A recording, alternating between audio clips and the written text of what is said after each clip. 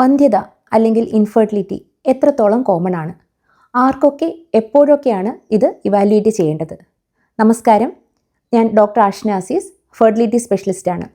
ലോക ആരോഗ്യ സംഘടനയുടെ കണക്കുകൾ പ്രകാരം 6-ൽ ഒരാൾക്ക് വന്ധ്യത മൂലം ബുദ്ധിമുട്ടുണ്ടാകുന്നു എന്നാണ് സൂചിപ്പിക്കുന്നത്.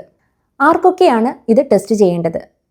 സാധാരണയായി വിവാഹം കഴിഞ്ഞ് 1 വർഷം ഒരുമിച്ച് താമസിക്കുകയും അൺപ്രൊട്ടക്റ്റഡ് ആയിട്ട്, അതായത് മറ്റ് ഗർഭനിരോധന മാർഗങ്ങളൊന്നുമില്ലാതെ ലൈംഗിക ബന്ധത്തിൽ ഏർപ്പെട്ടിട്ടും കുട്ടികളാകാത്തവരെയാണ് നമ്മൾ ഇവാലുവേറ്റ് ചെയ്യണം എന്ന് പറയുന്നത്.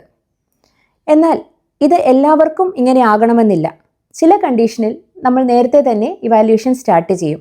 ഉദാഹരണമായി, പെൺകുട്ടിയുടെ ആർത്തവം ക്രമം തെറ്റിയാണ് വന്നുകൊണ്ടിരിക്കുന്നത്, അല്ലെങ്കിൽ അവർക്ക് യൂട്രസ് സംബന്ധമായിട്ടോ ഓവറി സംബന്ധമായിട്ടോ നേരത്തെ എന്തെങ്കിലും അസുഖങ്ങളോ അല്ലെങ്കിൽ സർജറിയോ ചെയ്തിട്ടുണ്ട്, ലൈംഗിക ബന്ധത്തിൽ ബുദ്ധിമുട്ടുള്ള കപ്പിൾസ് ആണ്, അല്ലെങ്കിൽ അവർക്ക് അപൂർവമായിട്ടാണെങ്കിലും ചിലർക്ക് ക്യാൻസർ പോലെ അസുഖങ്ങൾ വന്നിട്ട് കീമോതെറാപ്പിയോ റേഡിയോതെറാപ്പിയോ ഒക്കെ മുന്നേ എടുത്തിട്ടുണ്ടാകാം.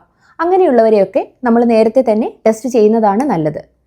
സ്ത്രീയുടെ പ്രായം 35 വയസ്സിൽ കൂടുതലാണ് എങ്കിൽ നേരത്തെ പറഞ്ഞ 1 വർഷം എന്നുള്ളത് നമുക്ക് കൊടുക്കാറില്ല. സാധാരണയായിട്ട് 6 മാസം കാലയളവിന് ശേഷം നമ്മൾ ഇവാലുവേറ്റ് ചെയ്യും.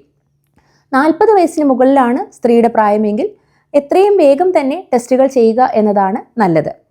സ്ത്രീയെ മാത്രമല്ല പുരുഷനെയും ഇവാലുവേറ്റ് ചെയ്യണം എന്നുള്ളതാണ് ശ്രദ്ധിക്കേണ്ട മറ്റൊരു കാര്യം.